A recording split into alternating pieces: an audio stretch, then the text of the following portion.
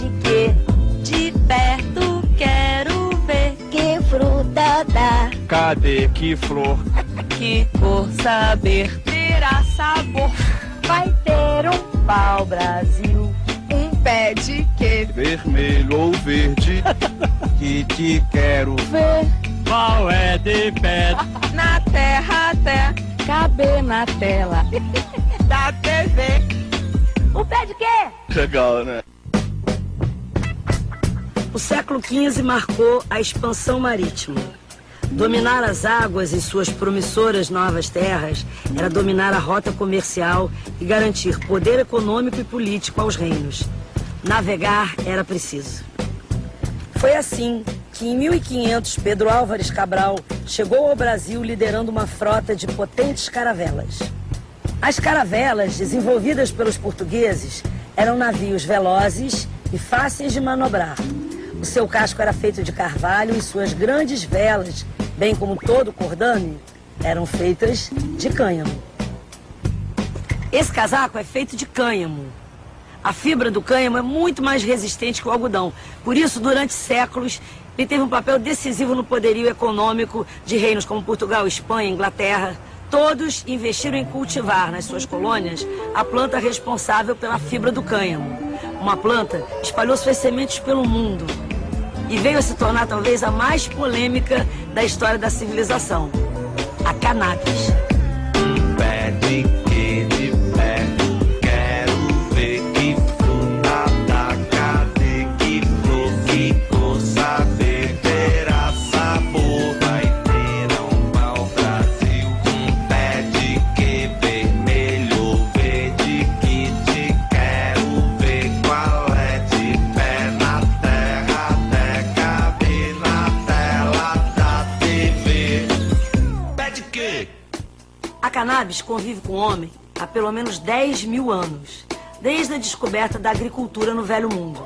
Ela foi a primeira planta cultivada sem ser para a gente comer. Da fibra do cânhamo, os nossos antepassados aprenderam a fazer cordas, tecidos e mais tarde papel. Desde que os chineses inventaram o papel, o cânhamo foi utilizado para sua fabricação. Também Gutenberg, o inventor da imprensa, imprimiu seus livros em cânhamo.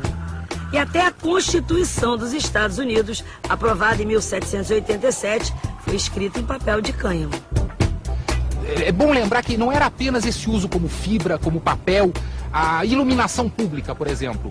A segunda fonte de óleo, antes da iluminação a gás ou elétrica, era óleo de cânhamo. O primeiro era óleo de baleia. Depois, a pintura. Uma boa parte das tinturas da pintura eram feitas de óleo de cânhamo. A tela das pinturas era feita de tecido de cânhamo, de tal forma que a palavra em inglês para tela, que é canvas, é uma palavra que vem da denominação holandesa para cânhamo, que é cannabis. Então havia um uso tradicional, medicinal, industrial, etc. Além da importância econômica e cultural que teve na Europa, a cannabis também era conhecida pelos seus potenciais medicinais. Num livro chinês de fármacos, datado de 2737 a.C., a resina do cânhamo aparece indicada para diversos males. Também a medicina indiana receitava a cannabis como analgésico, anticonvulsionante, expectorante e afrodisíaco. O uso mais tradicional na antiguidade era a cannabis ou seus derivados ingeridos, seja na forma líquida ou mesmo sólida. Eram usos tanto para fins, enfim, de consolo da dor, como para apaziguar náuseas, como antinauseante, e particularmente para afecções gastrointestinais, para, enfim, dores de estômago, diarreias, e servia, enfim, como uma espécie de relaxante geral, né? Além desse uso tópico do óleo, por exemplo, nos mamilos de mulheres que amamentavam, era muito comum para rachaduras do mamilo se passar o óleo de cannabis. De certa forma, foram esses potenciais medicinais que fizeram a igreja se manifestar pela primeira vez contra a cannabis.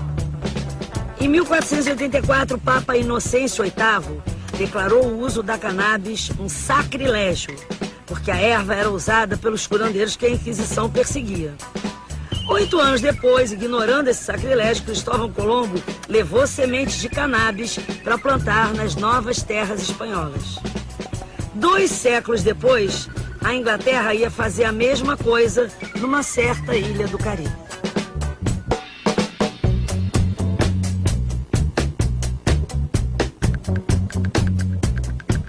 Em 1670, a coroa inglesa invadiu a Jamaica e levou para lá uma enorme quantidade de escravos africanos.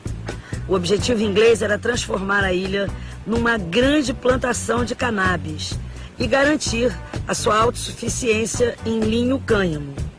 Com o passar do tempo, a cannabis acabou se tornando uma questão de identidade na Jamaica colonizada. A Jamaica ficou conhecida pelo Rastafari, que é uma forma de vida, uma regra, com muitas características do judaísmo, do cristianismo, e ainda hoje alguns dos seus adeptos utilizam a cannabis em rituais de limpeza e purificação, mas de forma controlada. O Rastafari surgiu em 1930 com a coroação do Rastafari Makonnen, que alegava ser descendente direto do rei Salomão.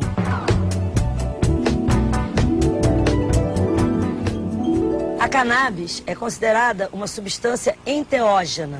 Enteógeno quer dizer aquilo que desperta Deus dentro de nós. Assim pensavam também os assírios, os sacerdotes taoístas, os sufis e até o início do século XIX algumas linhas do candomblé. Todos usavam cannabis nos seus rituais. A referência mais antiga à cannabis vem da Índia.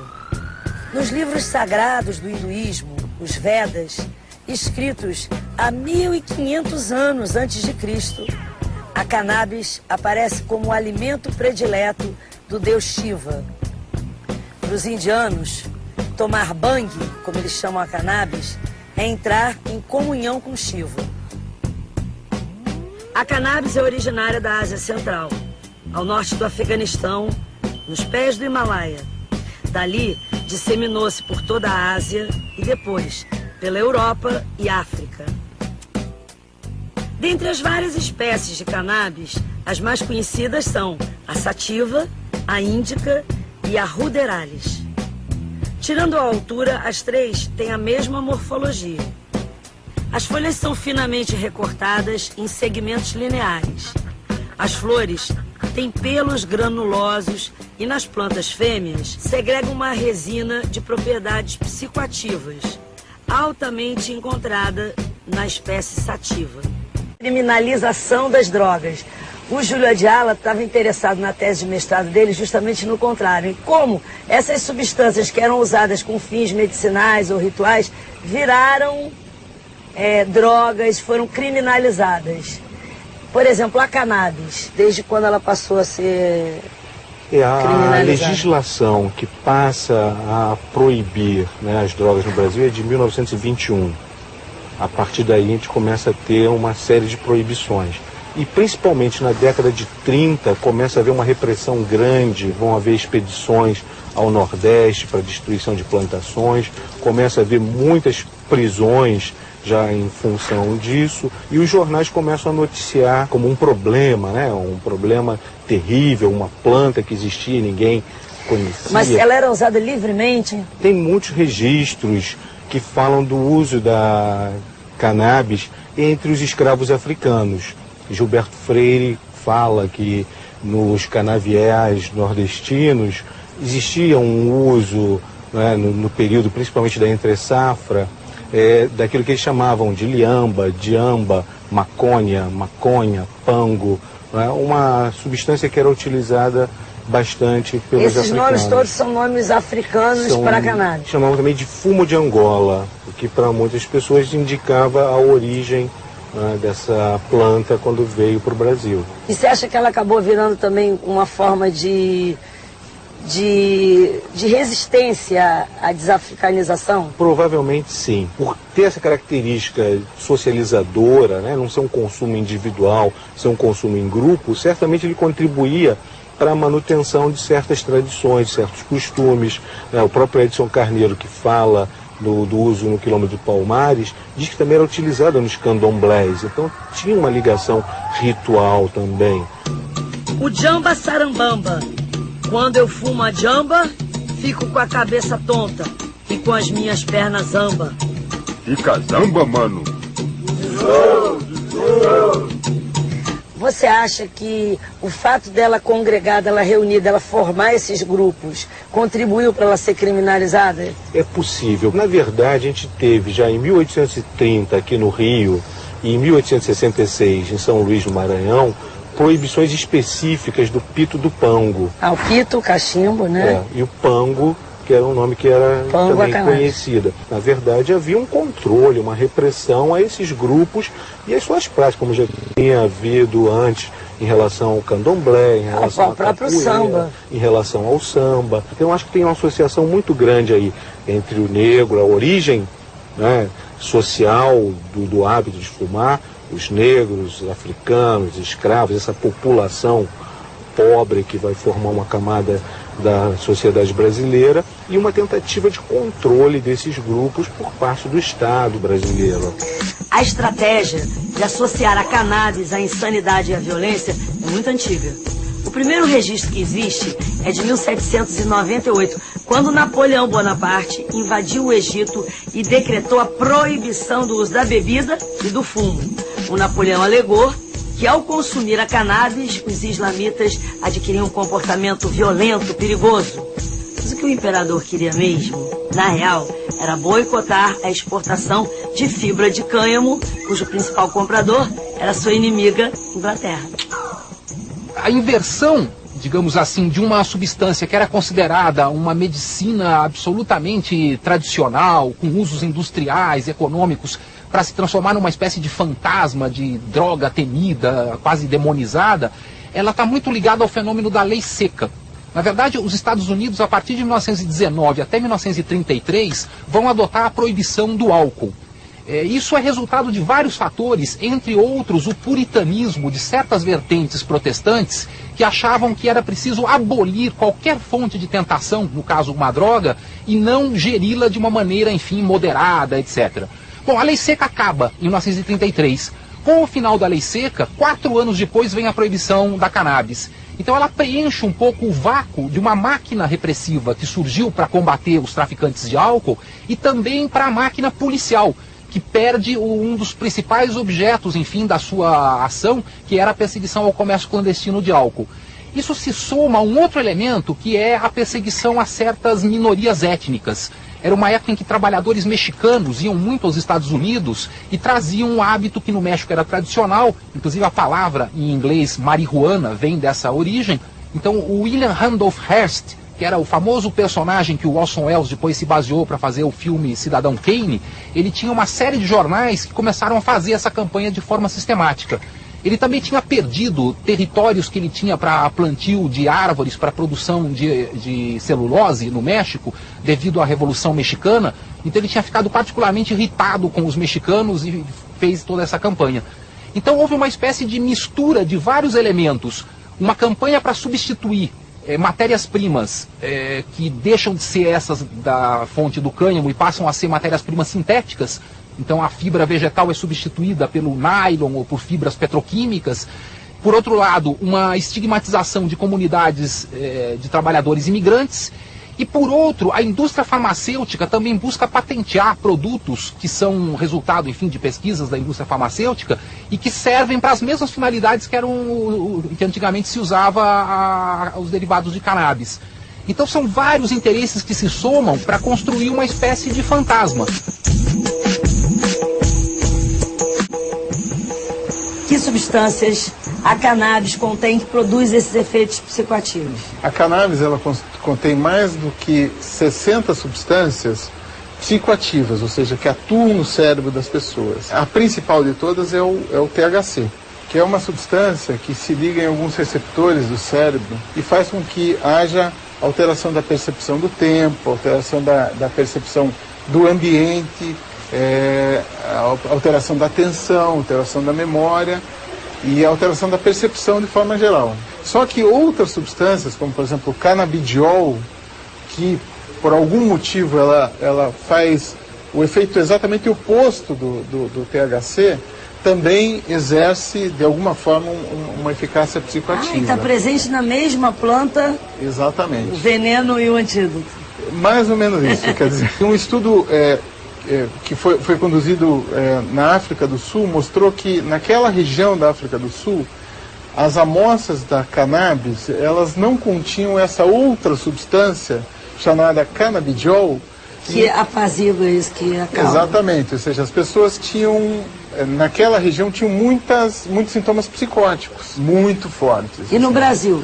No Brasil, ela apresenta uma quantidade um pouco maior de cannabidiol, que é essa outra substância, que parece que evita com que haja esses efeitos tão intensos como visto em outros países. Uma pessoa, por exemplo, que tinha uma latência ou uma propensão a ter uma psicopatia grave, ela pode, pelo uso da cannabis, despertar aquilo e depois ela apresentar aqueles sintomas independentes dela ter fumado ou não? O uso não medicinal da cannabis em pessoas que têm história familiar ou que tenham tido transtornos psiquiátricos é altamente desaconselhado.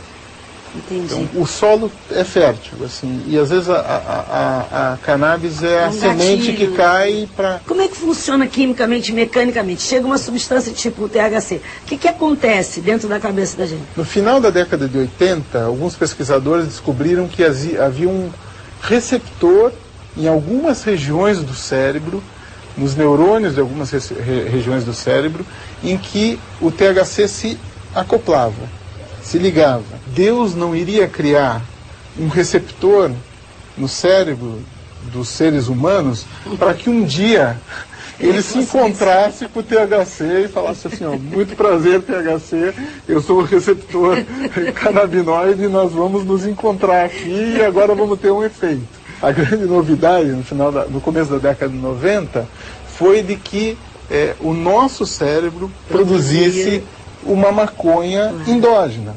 A descoberta do sistema canabinoide abriu uma via, não só para entender mais... Interessantíssima e nova. Exatamente, não só para entender os efeitos adversos do uso da cannabis, entender os efeitos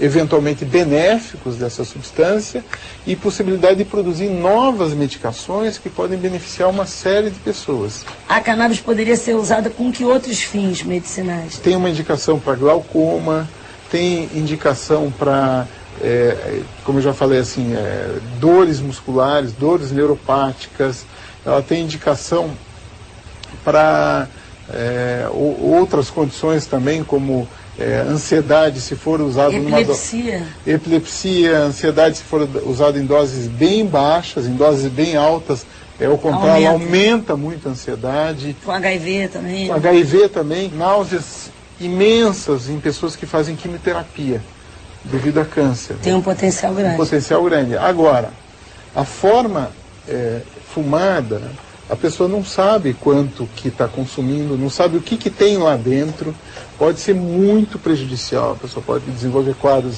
de psicose, de ansiedades extremas, ou seja, ela é muito bem indicada para fins medicinais. Para fins não medicinais ou recreativas, ela deve ser altamente desaconselhada, especialmente em pessoas que têm história familiar de transtornos psiquiátricos ou que tenham transtornos psiquiátricos em si. Tem um monte de gente que tem dúvidas e que queria fazer umas perguntas para você.